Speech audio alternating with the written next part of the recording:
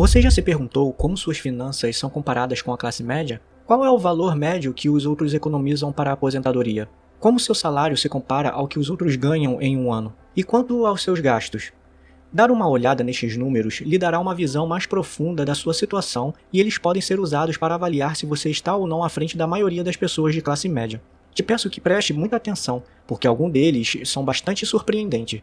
Seja bem-vindo ao nosso canal Conselhos a Mais, e aqui eu ajudo a ensinar pessoas sobre dinheiro, finanças pessoais e investimentos. Se você está interessado em melhorar seu futuro financeiro, certifique-se de se inscrever no canal e dar um like se este vídeo for útil para você. Então chega de enrolação, agora vamos pro vídeo. Quando você vai trabalhar para receber seu salário, você acha que ganha mais ou menos do que o trabalhador de classe média? De acordo com as estatísticas do IBGE, a renda média de um trabalhador em tempo integral é de R$ 696,75 por semana, ou aproximadamente R$ 33.444 por ano, com base em uma jornada de trabalho de 44 horas. Isso equivale a uma média de R$ 12 por hora antes dos impostos, é claro. Essa cifra de renda se aplica estritamente ao indivíduo, não à renda familiar, que é o total de renda de todos os membros que vivem em uma casa, incluindo cônjuges e seus dependentes. De acordo com os dados mais recentes do IBGE, a quantia média economizada para a aposentadoria entre todos os adultos foi de R$ 65 mil.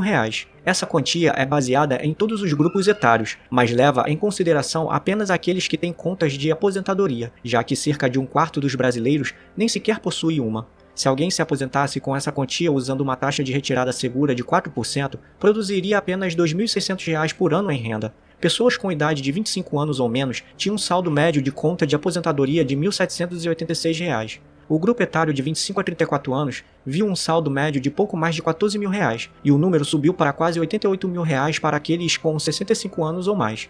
Esses valores baixos são preocupantes, considerando que o lar médio provavelmente precisará de algo mais próximo de R$ 500 mil ou mais, além de outras fontes de renda, para se aposentar confortavelmente. Apenas economizar uma pequena porcentagem do seu salário e investi-lo consistentemente deve colocá-lo em uma posição muito melhor do que a pessoa média da sua idade quando se trata de economias para a aposentadoria. A administração da Previdência Social afirma que o valor médio do benefício é de R$ 1.550 por mês. Muitos brasileiros dependem da renda da Previdência Social como sua única forma de renda na aposentadoria, e para a maioria daqueles que não têm mais nada economizado para a aposentadoria, será necessário completar essa renda com um emprego. Lembre-se de que R$ 1.550 por mês é apenas o valor médio do pagamento, e aqueles que nunca ganharam muito dinheiro durante os anos de trabalho provavelmente receberão ainda menos. Além disso, algumas pessoas se preparam para a aposentadoria sem considerar se receberão alguma renda da Previdência Social e a veem apenas como um bônus. Além disso, o valor do benefício varia com base na idade em que você planeja solicitá-lo. A maioria das pessoas pode obter uma estimativa do seu benefício com base em seus ganhos anteriores no site da Administração da Previdência Social.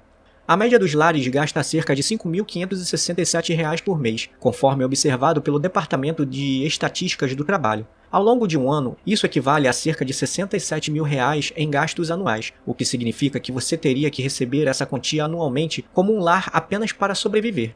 Essa cifra abrange tudo, desde custos importantes como moradia, transporte e alimentação, que normalmente consomem uma grande parte do orçamento médio. Para ser mais específico, o lar médio gasta R$ 1.885 por mês com moradia, o que equivale a 34% dos gastos totais. São gastos R$ 691 por mês com alimentação e R$ 913 por mês no total com transporte. As pontuações de crédito podem variar drasticamente, indo de tão baixo quanto 300 até tão alto quanto 850, com a média do FICO sendo surpreendentemente alta, chegando a 715 de acordo com o sistema do score. Apesar de algumas pessoas minimizarem a importância de uma boa pontuação de crédito, a maioria das pessoas se beneficiará muito ao ter um número respeitável. Se você planeja usar qualquer tipo de dívida no futuro, é importante prestar atenção à sua pontuação. Sua pontuação de crédito afeta a taxa de juros que você receberá ao comprar uma casa ou propriedade para aluguel, os termos que você obterá para um empréstimo de carro e outras formas de dívida potencialmente com juros baixos. Felizmente, é bastante fácil manter esse número alto, e você pode fazer isso principalmente pagando suas contas pontualmente. O sistema de score afirma que o histórico de pagamentos é o principal fator que impacta a sua pontuação de crédito, seguido pela taxa de utilização de crédito, a duração do histórico de crédito, os tipos de crédito que você possui e a quantidade de novo crédito. O IBGE afirma que o lar médio tem R$ 9.260 de dívida no cartão de crédito, talvez o pior tipo de dívida que você pode carregar. Um dos principais problemas de ter dívida no cartão de crédito são as taxas de juros extremamente altas. Se você está pagando uma taxa de juros de 15%, 20% ou 25% na dívida do cartão de crédito, isso supera em muito o que você normalmente poderia ganhar investindo no mercado de ações. Isso anula completamente qualquer investimento para a aposentadoria que você possa estar fazendo. Além disso, os cartões de crédito incentivam um grande desperdício de gasto, o que significa que grande parte dessa dívida provavelmente é resultado de gastos excessivos e da compra de coisas que nem eram necessárias. Roupas, eletrônicos, pequenos eletrodomésticos e compras aleatórias online provavelmente compõem a maior parte dessa dívida, e esses itens têm pouco valor residual.